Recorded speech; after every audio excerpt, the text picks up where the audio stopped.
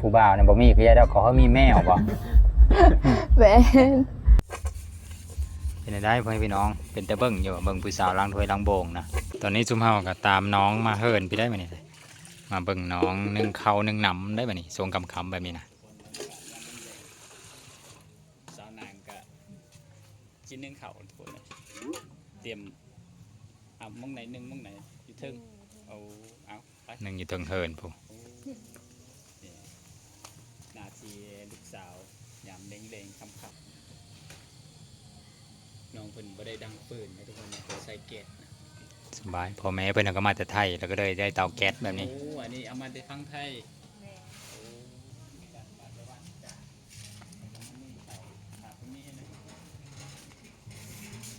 มาหน้าก้อนแม้มานึ่งข้าวนึ่งน้ำ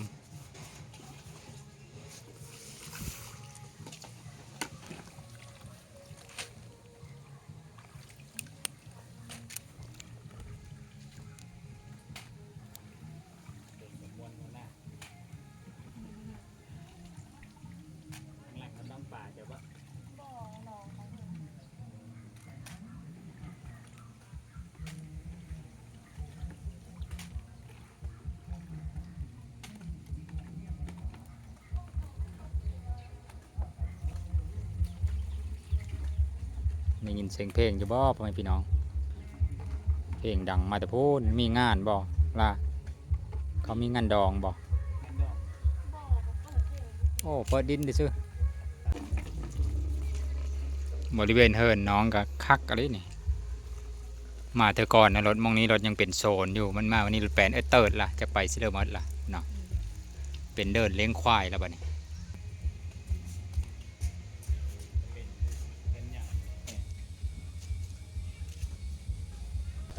คอยกับหากระไซแก๊ส4-5 เดือนนี่ละจะก็ใส่กันFC ไทยเอามาละเพิ่นบอกเอากลับอีกทางใหญ่บ่ทางใหญ่เลยเติบครั้งหนึ่งก็380,000ตอนนี้จะไว้400,000แล้วมันยักหลายเดือนเติบ2 เดือนกว่าหนึ่งก็เลยยังเปรียบเทียบอยู่ว่าระหว่างซื้อถ่านกับใส่แก๊สเติมแก๊สตัวใดเนาะคุ้มกว่ากันเนี่ยต้องถามชาวนางเบิ่งชาวนางใส่ก่อนเราก็หากระไซเนาะใส่มาจากเดือนนะชาวนางได้โดนเลยเดือนหนึ่งได้จังมือเติมเท่านึงได้จักเดือนประมาณเดือนเติมนึงจักแก๊สละน้อย170,000ถือว่าถ้าเป็นเดือนหนึ่งอะถือว่าค่อนข้างพอๆกันกับซื้อถ่านทางน้อยเด้คอยกับทางใหญ่380,000ผู้คอยอยู่ฮอด400,000ไม่ม่อยล่างถ้วยล่างบ่วงนี่เลยทุกคนเลย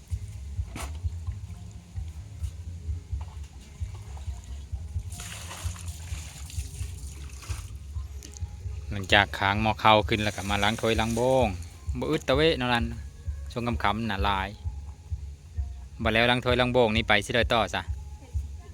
เฮ็ดของกินนี่ต่อเอาเมืองจะปักทองดงกึมกับบานนี่น่าจะเอาอัดสปอนเพราะว่าผู้ไทยดงกึมกับผู้ไทยจากนี้ไปดงกึมประมาณจักกิโลฮอด7บ่ฮอดน่าจะบ่ฮอดจักก็แบกได้เนาะ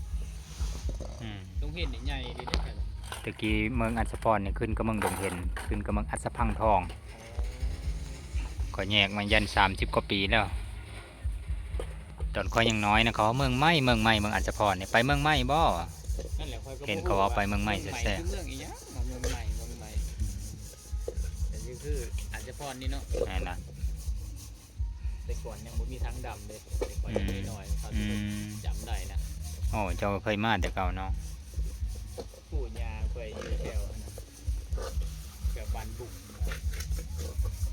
บ้านบุ้งบ้านปีบ้านดงกันค่ำมานะอ๋อไก่เฮยโง่อย่างนึงปูไก่กระตองไก่เฮยโง่บ้านตายายเป็นได้พ่อพี่น้องเป็นแต่เบิ่งอยู่เบิ่งผู้สาวล้างถ้วยล้างโบงนะนั่งเบิ่งหลายชั่วโมงกันคือว่าหากระพานไปน้อยเดียวมันเพลินได้เบิ่งผู้สาวเฮ็ดอันเฮ็ดนี่ กันถ้าผู้หญิงก็คือเดียวกันถ้ากลุ่มเขามีผู้ชายนำเนี่ยโอ้เขาก็เฮ็ดงานเขาก็คึกคักแน่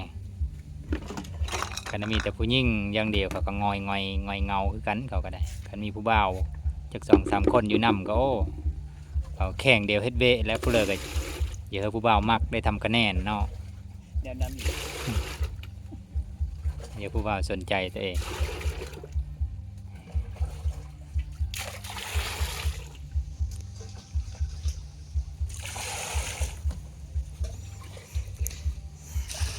น้องคำนางนี่อายุ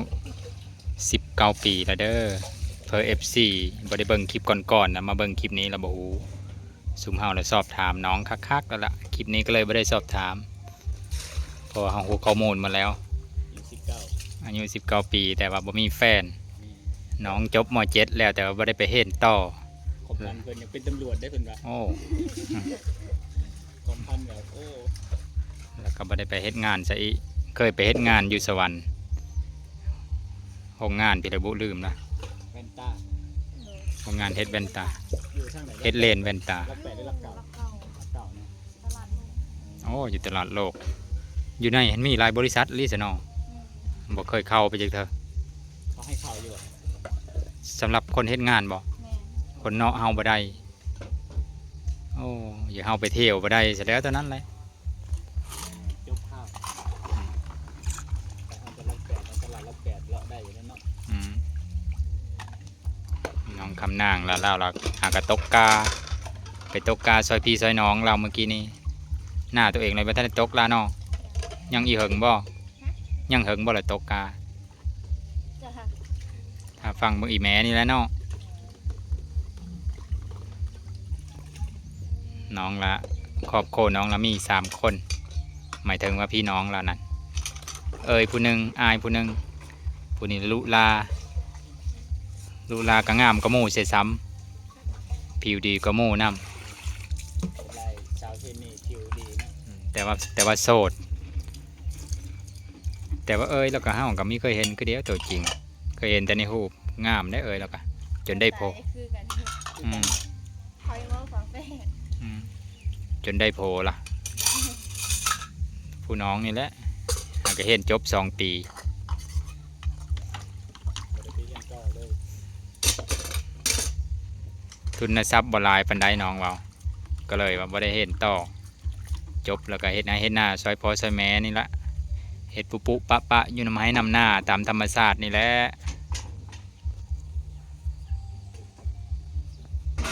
อีพอแต่ละปีก็เอาลูกได้โผได้ลูกแขวนแอวแล้วก็มีที่ไปซะแล้วบัดนั้นตัวก็มักแมวปะล่ะ มัน เห็นมาฮอดเฮิร์นแล้วก็อุ้มแมวตัวบักเหย่อหนึงเอามาที่เซเลอร์แมวนั่นนะ แมวอยู่บ้านนี่แหละ เย็นว่าซื้อมาแต่ต่างประเทศนี่แม่นเนาะ บ่เอาแมวบ้านนี่แหละ แมวธรรมดานี่นะ แมน มันมาอยู่นี่มันก็เลี้ยงเอาเลยบ่ลืนเอาเลยหรือว่าขอน้ำผู้เลอ เอาน้ำน้าสาว ขอนำประจำมาเรียน แมว เอาอาหารแมวบ่เฮอมันหรือว่าข้าวเหนียวเข้าไปเลยนี่ เอาหัวอาหารแมว นี่โอ้อาหารทั้ง5อี แม่ โอ้ มึงมากินข้าว อันนั้นอี เขาขายทุ่งกระพันอยู่ดิ อันไหนอาหารบอกเอาพ่อซื้อมาทุกคน อ๋อซื้อมาที่พุ่นเลย โอ้อาหารซื้อมาแต่ไทยโลด ขันบุรีกับไปซื้อเซเว่นก็มีนี่ แถวบ้านทำมันบ่มี นี่เซเว่นชิโน่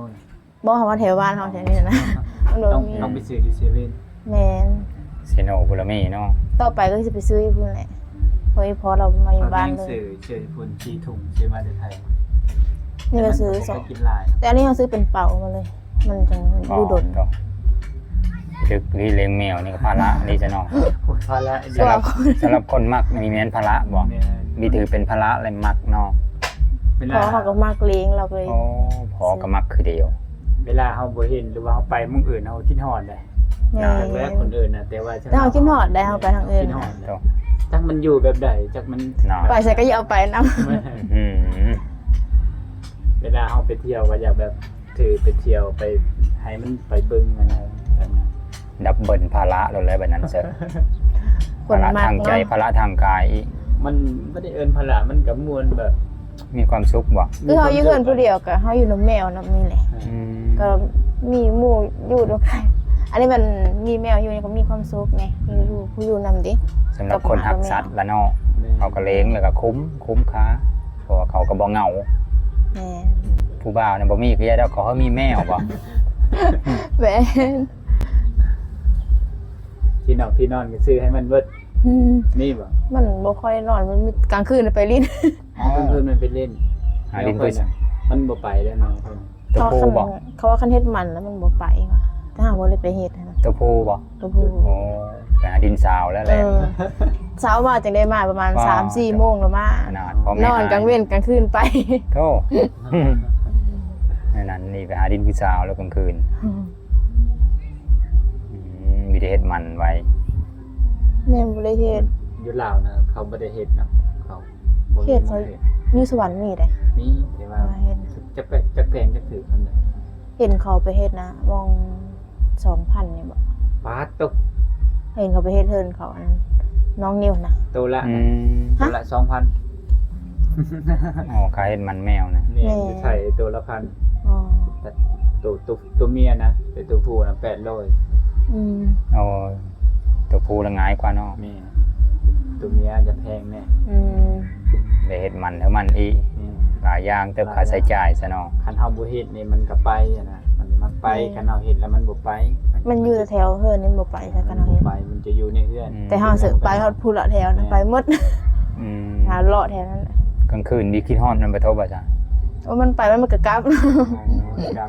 ยันน่ะเป็นโฮงมันโอ้มันสิไปลักป่าบ่ได้เข้าสิตีอะไรเนาะลักป่ายางก็ตาม ก็ย่านอยู่แต่ได้สหามันบ่ได้มันจะไป อืม มัน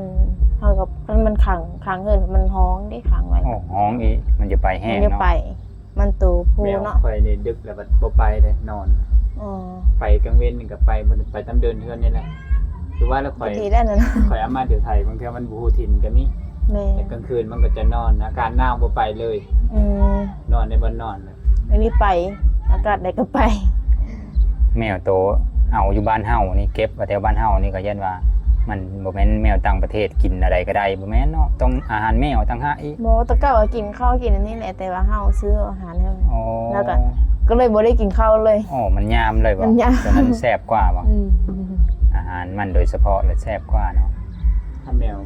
เฮามาแต่ประเทศนอกจะให้เลือกเอง อืม มันเลือกได้ โอ้ เพิ่นแบบต้องเปลี่ยนตลอดเปลี่ยนอาหารมันน่ะต้องเปลี่ยนทุกเดือนเปลี่ยนเรื่อยๆเป็นเฮาจังบ่ได้ซื้อแบบเป็นกระสอบอะบ่มันกินเป็นกระสอบมันจะเบื่อเด้เดิมๆซื้อแบบถุงน้อยๆทุกๆเดือนก็เปลี่ยนเรื่อยๆเป็นเรื่อยๆแบบนั้น ขนมันนี่มันบ่ติดเสื้อผ้าบ่ตัวบ่ ติด ก็มัน แน่ เอ้ย มักเนาะ อาบน้ำอยู่ ก็อาบอยู่อาบให้อยู่ อ๋ออาบน้ำให้แมวนำเสื้อผ้าเนี่ยคือสิมีแต่ขนแมว คือเดียวว่าคนเดียวเฮามักแมวเนาะ บ่ได้เป็นบ่ได้เป็นภูมิแพ้บ่ บ่ เหนียวมันได้ซะมันมีเหนียวมันดิ่มลอยบ่เสื้อผ้ามันนั่นข้าวเดียว บ่ เห็นบางคนเขาเลี้ยงแมวนั้นกายเครือเขาเม็นหึ่งเลยฮู้จักเลยว่ามันเหนียวแมวแล้ว มันบนเนี้ยมันมีก็ มันก็หูแมวมันก็ไปแย่แถวตารางแถว เป็นเหม็นเหนียวแมวเลยจนมึนโหนั่นเลยแต่ว่ามักอยู่มักเยาะมันนั่นแหละว่าแล้วก็ได้แต่เลี้ยงเสือวิถึงขั้นนั้น แต่ว่ามันก็คลายเครียดย้อนคือแล้วเอาเซอร์เอาไปเลยย้อนจะมันน่ะมันก็ดองเย้าน่ะคักก็ได้ ซื้อตัวงามๆที่เขามาเลี้ยงตัวที่มันราคาแพงๆที่เขาดาราเขาเลี้ยงต้องงามครับ มาได้ซะตัวมีมักบ่มา น่าคือกันเลี้ยงคือกัน มาก็เลี้ยงเนาะ แต่มักแมวกว่า แมวหลายกว่า ระวังแมวกับผู้บ่าวมักเลิศหลายกว่า โอ้ ผู้บ่าวก็มีแมวแล้วมีตัวเดียวเนาะ แม่ ผู้บ่าวก็มีหลายคนแสดงว่ามัก บ่ ผู้ มี บ่าว จักคน บ่มีจักคนบ่โอ้ยังโสด 100% FC ทางไทยอยากมาเล่นได้ ลิ้นได้มันลิ้นได้ มาหากันได้น้องมาเล่นมาแอนได้ แม่มาได้ สาวไทยบ้านดงนาคามเมืองอัศพังทองหรือว่าเมืองดงเห็นนั่นเอง เพื่อนน้องก็ทำมาทิมทางเนาะเข้าไปคนเดียวก็ฮอดครับปู่ FC อยากมาเล่นก็แวะเล่นน้ำน้องได้เลยทุกคนอยากจะพรเส้นทางเล็กเก่าวิ่งมาแล้วเนี่ยมันอยู่แล้ว โอ้พรแก๊สหลักคือเราเคยจะซุกแล้วเนาะ โดยสลิกล่ะส ไปเลย สังเกตนั่นแหละว่ามันสุกหรือบ่สุก หึ สังเกตว่าใด จับ ยัง ไว้ โห จะเบิ่งอยู่ อ๋อจับนิ่มๆแล้วบ่ สูตรสาวลาวนึ่งข้าวรู้ว่ามันสุกหรือบ่สุกก็คือจับเอา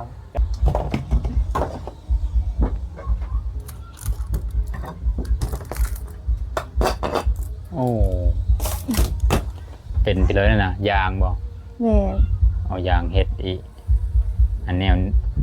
พี่เราก็เอิ้นพี่เรากระเบนซอยเข้าเอายางเฮ็ดโหลด FC ฝั่งไทยเห็นเขาเอาซะแล้วโอ้เดี๋ยวเคมีมันละลายซะได้วะ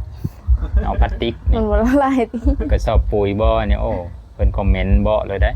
ว่า ไปเอาเพิ่นนะ เอาน้ำมา น้ำเย็ดพี่เลย ใส่ข้าว เอาล้างมือ ใส่เข้าแล้วต้องมีน้ำเทมค้างนะคันจะมีเสื้อน้ำแล้วยันข้าวเหนียวติดมือ น้องนางละอายุ19 ปีบัดลงสูงด้วยจ้ะสูงเท่าเลิก ประมาณ160นี่ โอ้160มาตรฐานอยู่จ้ะน้ำหนักเดย์60บ่ บ่ประมาณ 40เท่าเลิก 48นี่ โอเคอยู่จ้ะ แต่ว่าหุ่นดีเนาะ 48นี่สมโซน48ขึ้นกันต่ำกว่าหันเลยถือว่าพร้อมได้ ตอนนี้น้องเพิ่นก็ได้แรงข่าวเลยทุกคน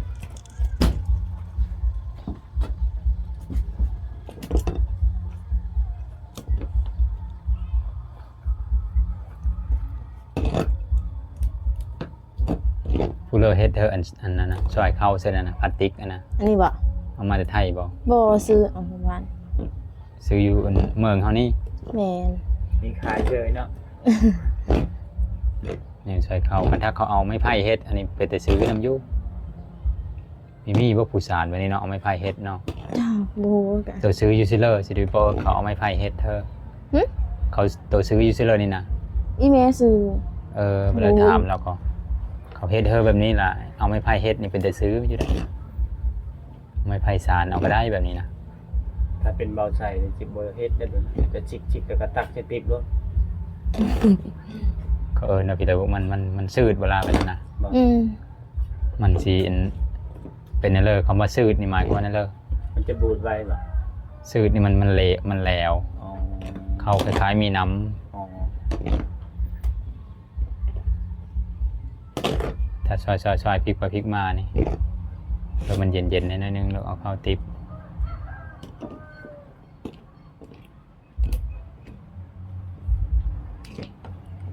ชิมมันหน่อย สองติ๊บเข้าก็ได้ กิน3 คนกะละกินข้าวแรงกับพี่เลิกมื้อแรงนะ ยังบ่ฮู้ อ๋อยังมีได้แนวกินอยู่ แม่น ผู้เลิกเป็นผู้หูวะกินไปเลิกมื้อแรง ผู้แม่บอก ไป แม่บ่ หา ได้ เบิ่งแถวตู้เย็นแถวนั้นแล้วก็เฮ็ด อ๋อ มีแล้วก็เฮ็ดไปเลย โตเป็นผู้เฮ็ดอยู่เฮ็ดกินท่าเพิ่นบ่ แม่น อ๋อแสดงมันยังมีทันได้สำรวจเบิ่งว่ามื้อนี้ตู้เย็นมีพี่เลยแน่ หรือว่ามีแต่อาหารแมวบ่ มีแต่ปลาทู